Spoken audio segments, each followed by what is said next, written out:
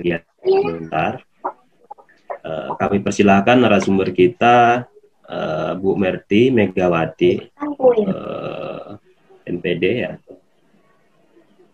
Silakan kepada Bu Merty memaparkan materinya tentang pencegahan anti korupsi di masa pandemi. Monggo Bu Merty. Siap. Assalamualaikum warahmatullahi wabarakatuh. Waalaikumsalam warahmatullahi wabarakatuh. Ya, terima kasih Bapak Moderator yang langsung menodong saya. Baiklah, saya ucapkan juga terima kasih untuk Bapak Direktur Pak Safrial. Kemudian ada narasumber yang lain, Bu Novita Meli, Bu Lucy, dan Bu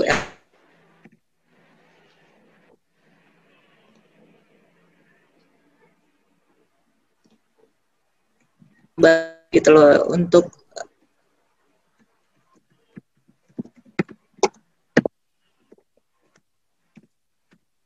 pikir korupsi ini memang harus kita perangi dari sekarang gitu loh. Spontanitas aja ini Bapak Ibu, kalau kesiapan secara materi mungkin saya belum ada pengalaman, untuk pengetahuan juga belum ada, tapi hanya mungkin ini berdasarkan pengalaman-pengalaman saja gitu ya Bapak Ibu.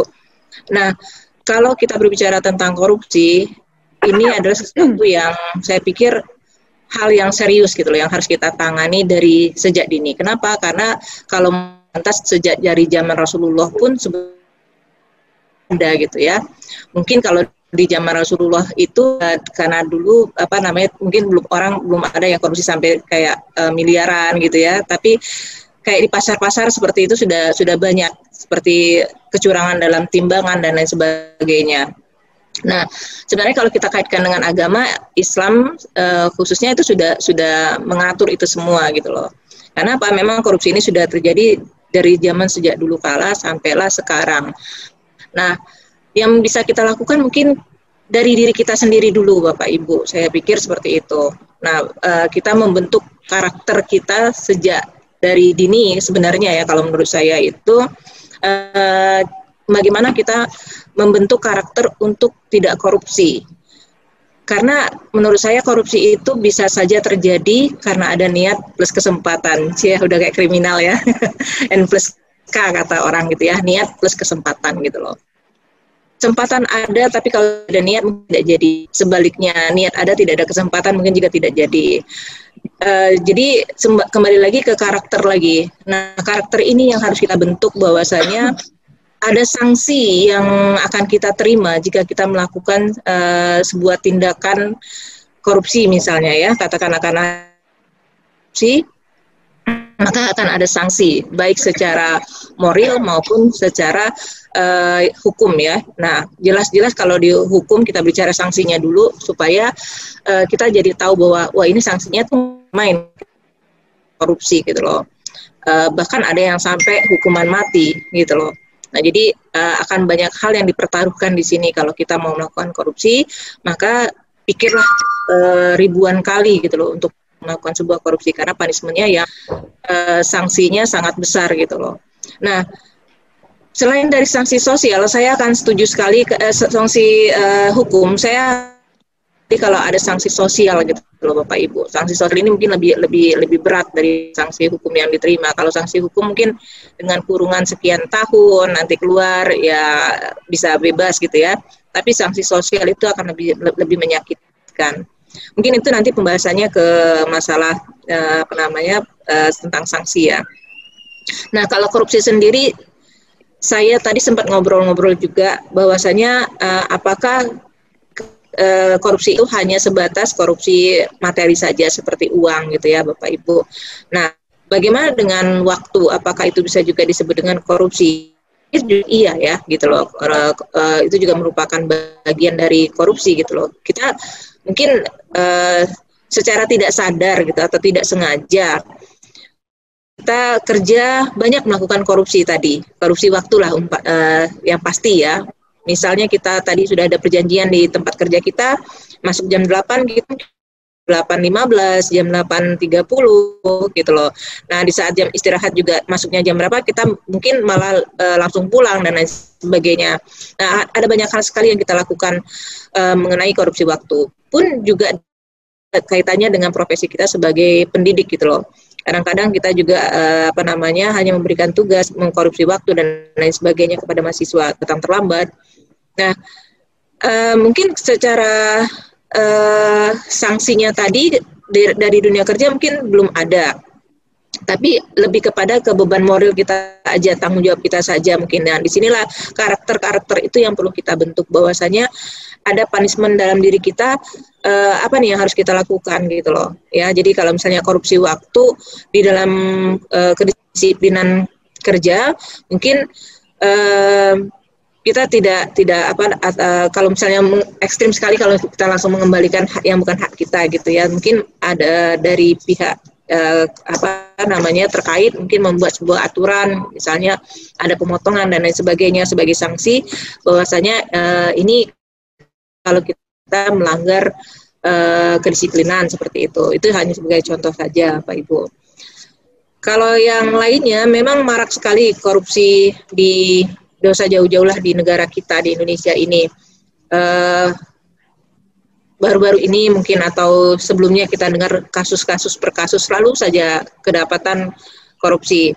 Nah, kenapa demikian? Terkadang orang yang kita anggap soleh pun bisa melakukan korupsi ya. Dikarenakan itu tadi yang saya sampaikan di awal, ada N+K tadi, ada niat, ada kesempatan gitu loh. Nah, tergiur dengan kemewahan, kebutuhan dan gaya hidup sehingga mampu untuk melakukan hal-hal itu. Nah, saya mungkin tidak akan ngebahas banyak tentang korupsinya, tapi lebih kepada apa nih rencana ke depannya gitu loh. Nah, kalau saya sendiri nanya ada beberapa yang spontan saja muncul di pikiran saya.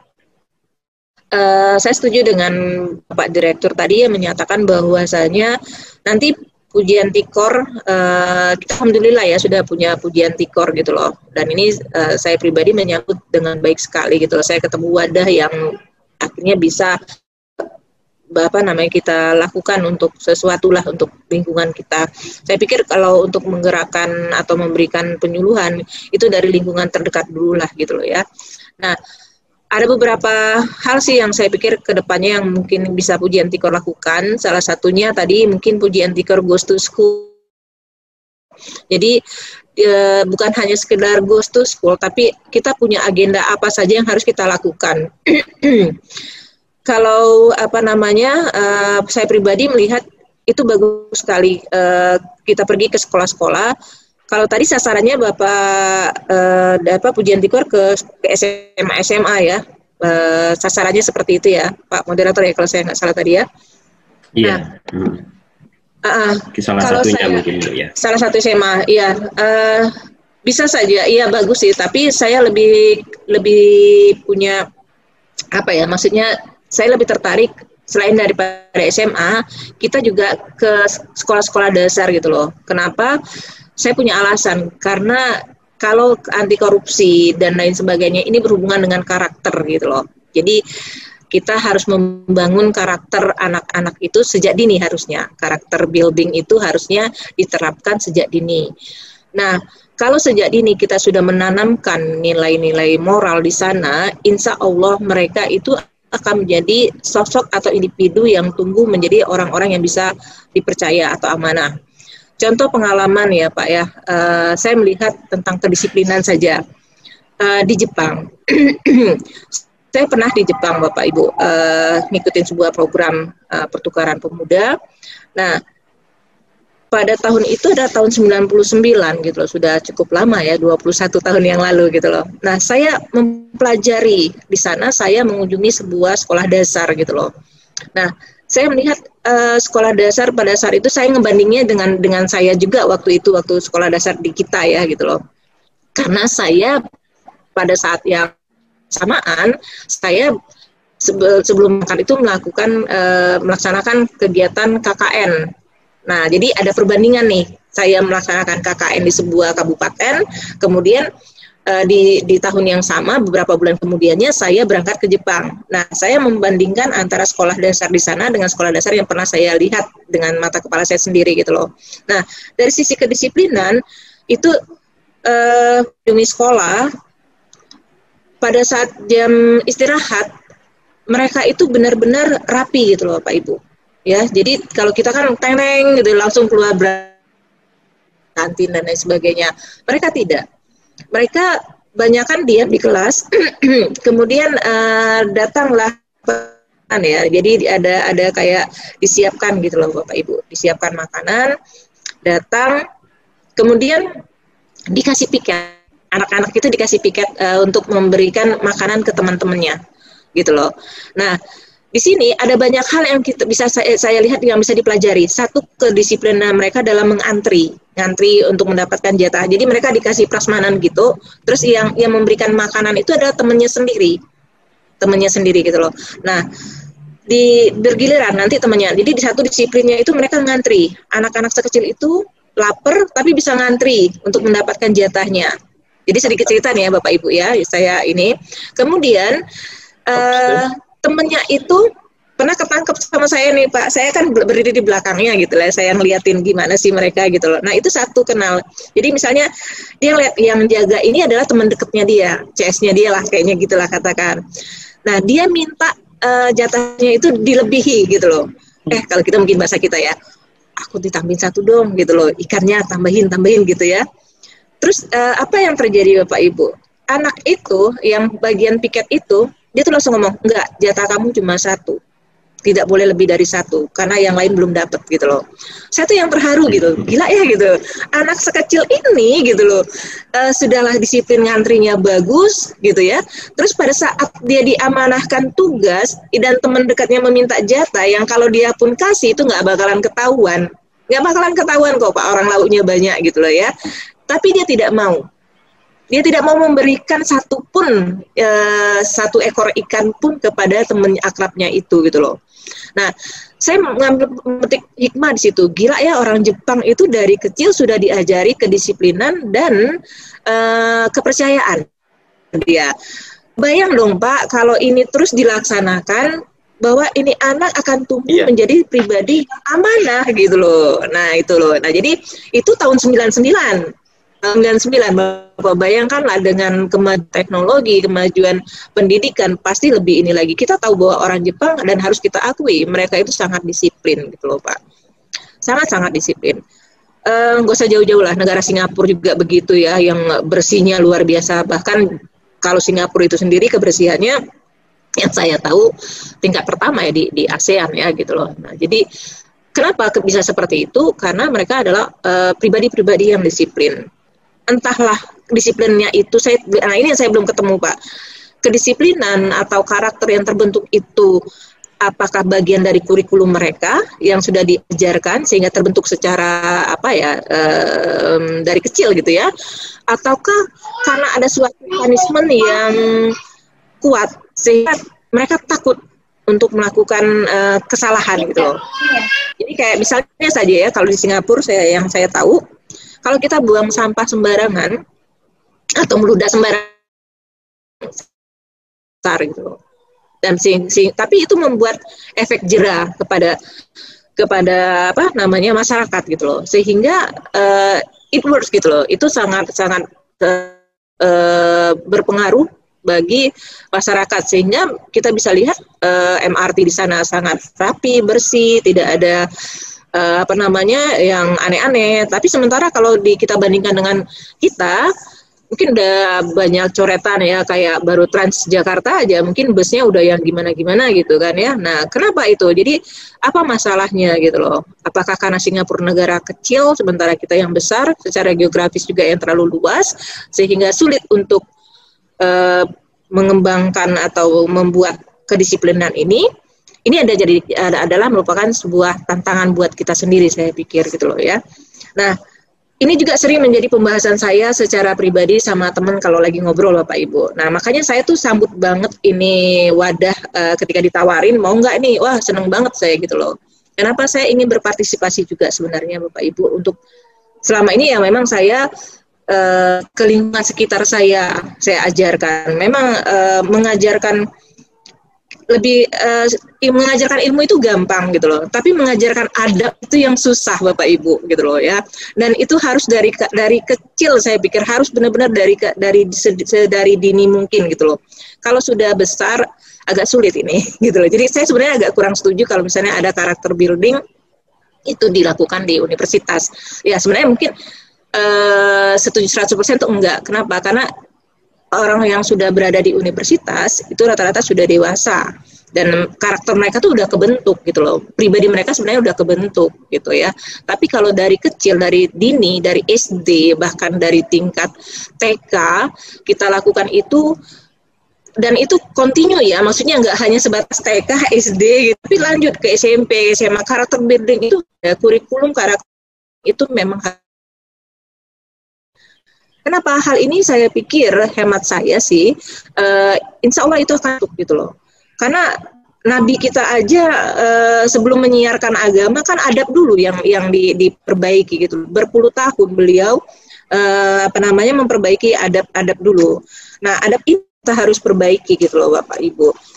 Terbukti kalau saya pikir dari mahasiswa kita saja lah ya, saya pengalaman pribadi, contoh kecil saja, untuk nge-WA saja kadang menggunakan bahasa yang terlalu gaul gitu loh. Padahal bukan berarti kita minta dihormati yang bagaimana. Kalau saya dulu untuk WA dosen saya sampai sekarang pun saya tuh lihat waktu dengan pengaturan bahasa yang redaksi bahasa yang saya bikin sebagus mungkin, sesantun mungkin.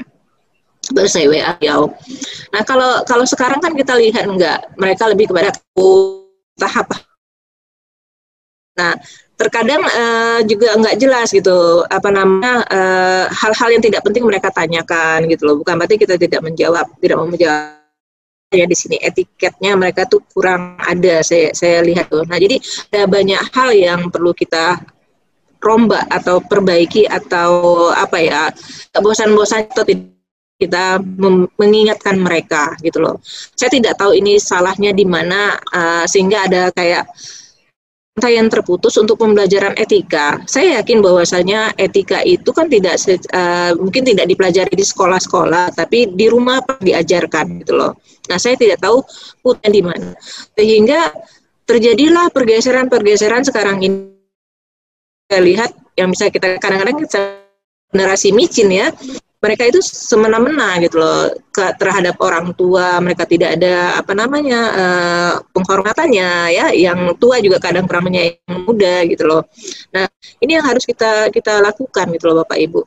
Jadi sebelum kita berbicara tentang anti korupsi lebih jauh, saya pikir karakter building ini yang harus kita bentuk dulu Bapak Ibu. Dan itu saya sangat mendukung banget kalau misalnya Pujian Tikor bisa goes to school. Coba kita dari yang kecil, dari yang tingkat paling dasar dulu Bapak Ibu gitu loh. SMP, SMA, dan itu berjenjang. Maksudnya jangan hanya SMA saja, tapi kita main di dasar tadi. Nah, tapi anak kecil bagaimana Bu mau dikasih penyuluhan tentang anti korupsi? Itu kita nggak usah ngajarin mereka tentang anti korupsi, tapi kita mengajarkan karakter mereka untuk tidak korupsi. Karena korupsi tadi saya pikir bukan hanya waktu, terus juga tadi ya dia punya kekuasaan. Tadi contoh yang di Jepang tadi, dia punya kekuasaan loh, dia bisa melakukan itu, tapi dia tidak lakukan. Kenapa? Karena karakternya yang sudah terbentuk. Nah, ini yang harus kita kemas. Bagaimana kita memberikan bentuknya tadi ya, nanti apakah kayak role play, drama gitu loh. Kita bikin kita mengajarkan mereka bahwasanya kamu berperan sebagai ini. Kita kasih dia amanah gitu loh ya. Apakah dia mampu untuk melakukan. Ketika dia melakukan kesalahan akan kita koreksi bahwa itu salah. Nah, itu tidak benar. Yang benar adalah seperti ini. Nah, kalau ini continue kita lakukan, artinya bukan hanya sekedar datang sekali, goes to school sekali, terus ngilang, itu percuma. Tapi kita lakukan itu berkala. Apakah sebulan sekali, ya kan? Itu kan lah